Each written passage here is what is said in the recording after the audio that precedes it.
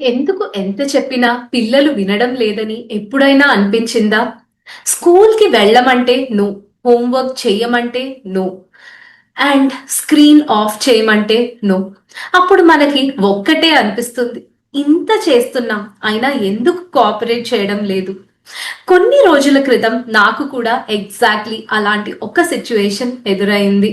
Hi, I am Manasa Neelam Raju, certified parenting and life coach expert. And నేను ఒక beautiful community for mothers ని run చేస్తాను, blissful being hub.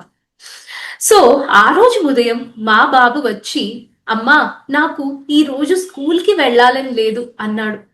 Usually ఇలాంటి సిచ్యుయేషన్‌లో మన మైండ్‌లో చాలా థాట్స్ వస్తాయి కదా!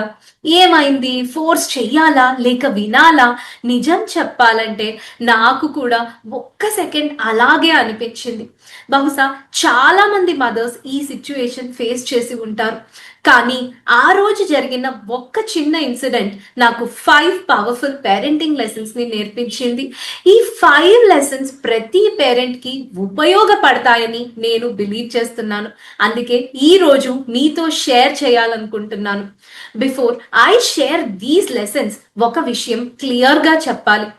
ఈ వీడియో పర్పస్ మిమ్మల్ని ఏదో పిల్లలు స్కూల్‌కి వెళ్ళానంటే వెంటనే లీవ్ ఇవ్వండి అని కాదు. నిజానికి ఆ రోజు నేను మొదట చేసిన పని లీవ్ ఇవ్వడం కాదు. వాడి మాట వినడం. ఏమైంది? ఎందుకు వెళ్ళాలని లేదు అని అడగడం.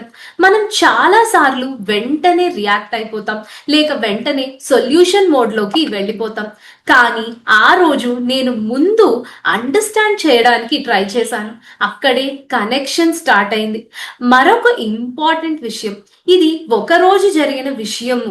ఆ రోజు తీసుకున్న తర్వాత మా బాబు మళ్ళీ స్కూల్‌కి రెగ్యులర్‌గా వెళ్ళిపోతున్నాడు. యాక్చువల్లీ కొన్నిసార్లు ఒక చిన్న పాజ్ పిల్లలు ఫాస్టర్‌గా బౌన్స్ బ్యాక్ అవ్వడానికి హెల్ప్ చేస్తుంది. సో ఇప్పుడు మన లెసన్స్‌లోకి వచ్చేస్తే నా లెసన్ నెంబర్ 1 ఇస్ ట్రస్ట్. ముందు రోజు ఎగ్జామ్ ఉంది. అప్పుడు నేను వాడికి చెప్పాను, ఎగ్జామ్ ఉంటే స్కూల్ స్కిప్ చేయలేము.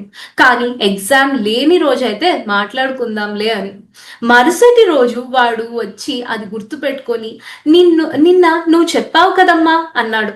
అప్పుడు నాకు ఒక్క విషయం అర్థమైంది. పిల్లలు మన మాట ఎప్పుడూ వినకపోవచ్చు, కానీ మనం ఇచ్చిన మాట మాత్రం గుర్తుపెట్టుకుంటారు.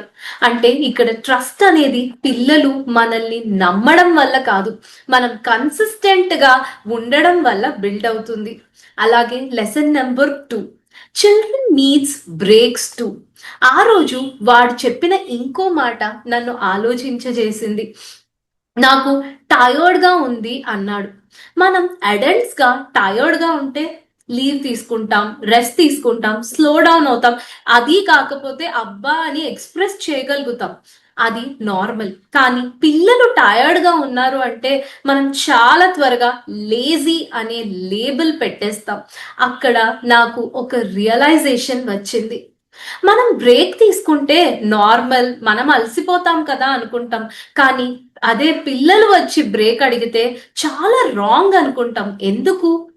పిల్లలు స్టూడెంట్స్ అవ్వకముందు ఒక హ్యూమన్. వాళ్ళకి రెస్ట్ అవసరమే. Lesson 3, listening doesn't mean giving in. అంటే వాళ్ళ మాట వింటే మనము లొంగిపోతున్నట్టు కాదు. ఇది చాలా చాలా ఇంపార్టెంట్ లెసన్.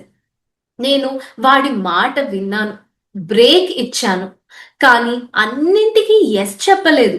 టీవీ లేదు, ఎక్స్ట్రా స్క్రీన్ టైం లేదు, రొటీన్ మొత్తం క్యాన్సిల్ చేయలేదు. ఎందుకంటే లిజనింగ్ అంటే గివింగ్ ఇన్ అని కాదు. మనకు చాలా సార్లు ఈ రెండు ఒకటే అనిపిస్తాయి. కానీ కాదు. వాళ్ళ ఫీలింగ్స్ ని రెస్పెక్ట్ చేయొచ్చు. అదే టైంలో హెల్తీ బౌండరీస్ కూడా పెట్టొచ్చు. నిజానికి పిల్లలకి ఫ్రీడమ్ ఎంత అవసరమో బౌండరీస్ కూడా అంతే అవసరం. ఒక్కసారి కామెంట్లో చెప్పండి, ఇప్పటి వరకు చెప్పిన లెసన్స్ లో మీకు ఎక్కువగా కనెక్ట్ అయినది ఏది? ట్రస్టా లేక లిజనింగా? నేను కమెంట్స్ చదువుతున్నాను. లెసన్ 4, స్క్రీన్ కాదు కనెక్షన్. ఆ రోజు చాలా మంది అనుకునే ఉంటారు, స్కూల్కి వెళ్ళలేదంటే రోజంతా టీవీ చూసి ఉంటాడు అని. కానీ అసలు అదే జరగలేదు. మేము కలిసి తిన్నాం, కాస్త చదివాము, తర్వాత స్టోరీ బుక్స్ చదివాము. వాడు సైక్లింగ్ కి వెళ్ళాడు, వాళ్ళ తాతతో టైం స్పెండ్ చేశాడు. మేమిద్దరం కలిసి మంచి డెజర్ట్ కూడా చేసుకున్నాం. రోజు అయిపోయాక నాకు ఒక్క విషయం అర్థమైంది. చాలా సార్లు పిల్లలకి కావాల్సింది స్క్రీన్ కాదు, కనెక్షన్, మన ప్రెజెన్స్, మన అటెన్షన్, మన క్వాలిటీ టైం, మనతో గడిపే very quality time. By the way, ఇలాంటి రియల్ పేరెంటింగ్ సిచ్యువేషన్స్ గురించి నేను మదర్స్తో చాలా కాన్వర్సేషన్స్ చేస్తుంటాను.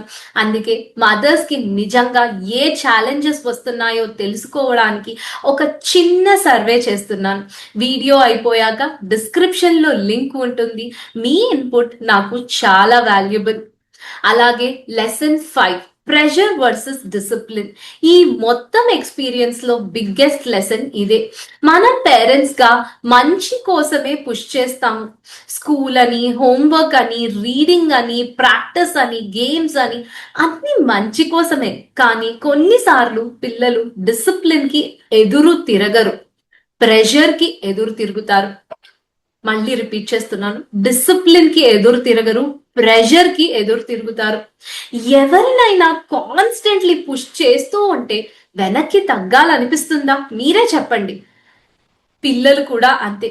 ఆ రోజు నాకు అర్థమైంది, కొన్నిసార్లు మోటివేషన్ కంటే ఒక్క ఊపిరి పీల్చుకునే స్పేస్ ఎక్కువ అవసరం. సో లుకింగ్ బ్యాక్, ఆ స్కూల్ మార్నింగ్ ని నేను ఇప్పుడు ప్రాబ్లం గా చూడను. అది నాకు పేరెంటింగ్ టీచర్ లా మారిపోయింది. ఇన్ఫాక్ట్ ఈ ఒక్క స్కూల్ మార్నింగ్ అనే కాదు, మన లైఫ్ లో ఎదురయ్యే ఏ లెసన్, ఏ ప్రాబ్లం అయినా మనం అదొక పేరెంటింగ్ టీచర్ కింద చూస్తే మనకి ఎన్నో lessons నేర్పిస్తాయి.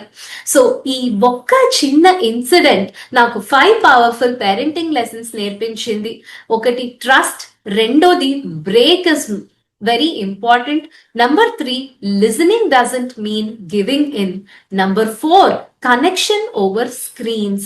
Number 5, less pressure, more space. ఈ 5 లెసన్స్ లో మీకు ఎక్కువగా కనెక్ట్ అయినది ఏది? ఒకటా, రెండా, మూడా, నాలుగా లేదా ఐదా? కమెంట్ లో నంబర్ మాత్రమే పెట్టినా సరిపోతుంది. ఈ వీడియో మీకు యూస్ఫుల్ అనిపిస్తే ఇలాంటి కాన్షియస్ పేరెంటింగ్ కాన్వర్సేషన్స్ కోసం ఛానల్ ని సబ్స్క్రైబ్ చేయండి. మరొక మదర్ కి ఇది చాలా హెల్ప్ అవుతుంది అనిపిస్తే ఆవిడకి షేర్ చేయండి. ఎందుకంటే కొన్ని పేరెంటింగ్ లెసన్స్ మనం బుక్స్ లో కాదు, ఒకరి స్టోరీస్ లో నేర్చుకుంటాము. డిస్క్రిప్షన్ లో సర్వే లింక్ కూడా ఉంటుంది. మీ వాయిస్ నాకు చాలా ఇంపార్టెంట్. అలాగే మీకేమన్నా ఇలాంటి స్టోరీ కనుక మీరు ఎక్స్పీరియన్స్ అయి ఉంటే మీ లైఫ్ లో కామెంట్స్ లో చెప్పండి. నాకే కాదు, చాలా మంది మదర్స్ కి ఇది హెల్ప్ అవుతుంది. మళ్ళీ నెక్స్ట్ వీడియోలో కలుద్దాం. Thank you.